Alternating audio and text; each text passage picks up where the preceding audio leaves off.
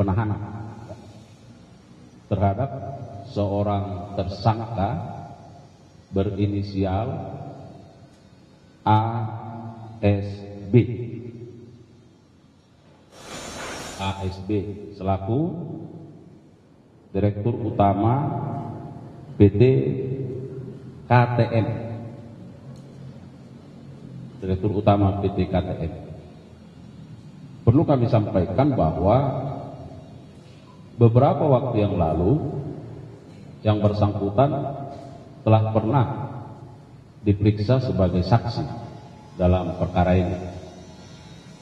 Kemudian penyidik melakukan pemanggilan ulang terhadap yang bersangkutan, tetapi tidak hadir karena alasan sakit.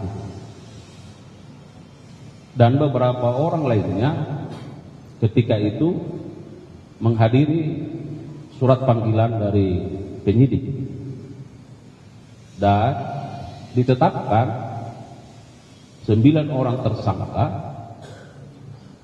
dan 7 diantaranya dilakukan penahanan. 1 orang setelah dicari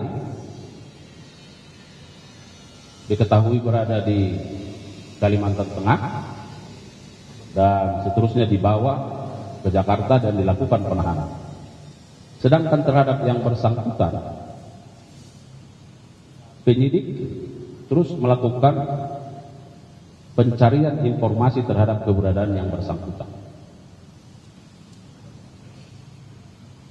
Dari berbagai informasi yang diperoleh bahwa yang bersangkutan ternyata sakit karena jatuh dan dilakukan perawatan di RSPAD Jakarta.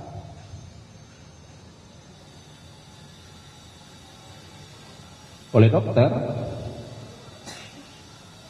diberi kesempatan dilakukan tindakan observasi sampai tanggal 4 Februari 2025, berarti kemarin ya. Dan penyidik setelah menjelaskan segala sesuatu berkoordinasi dengan pihak rumah sakit RSPAD, lalu membawa yang bersangkutan ke rumah sakit Adiaksa di Ceger.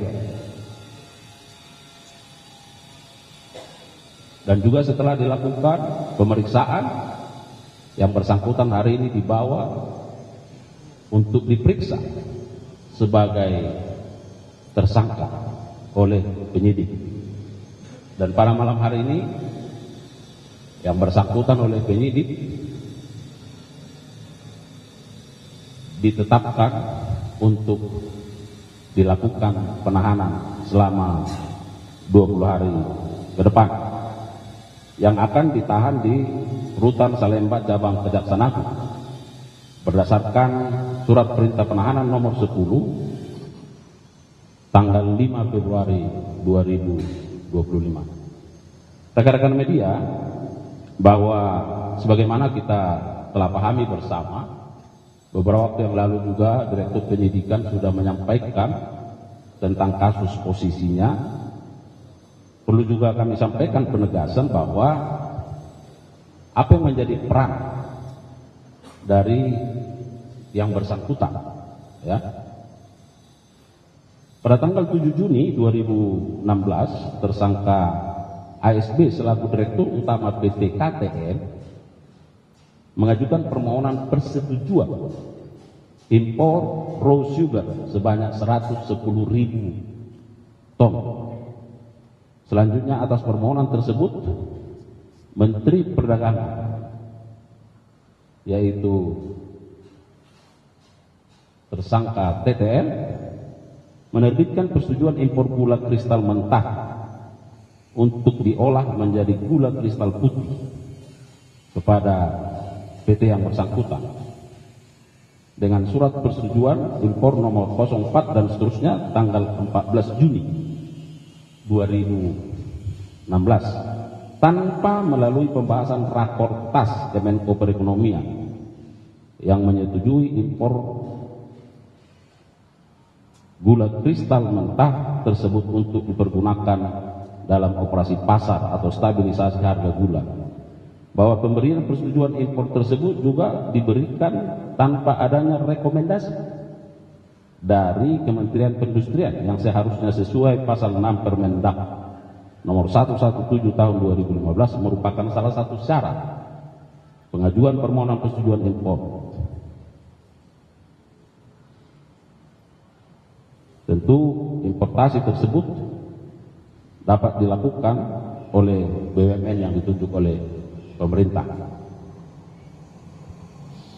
Terkait dengan kerugian keuangan negara, saya kira sudah juga pernah disampaikan kepada media, ya, bahwa kerugian keuangan negara sebesar 578 miliar lebih, dan terhadap yang bersangkutan dikenakan pasal sangkaan sebagaimana diatur di dalam pasal 2 ayat 1 atau pasal 3 junto pasal 18 Undang-Undang nomor 31 tahun 99 junto 20 2001 tentang pemberantasan tindak pidana korupsi, junto pasal 55 ayat 1 ke 1 KUH pidana.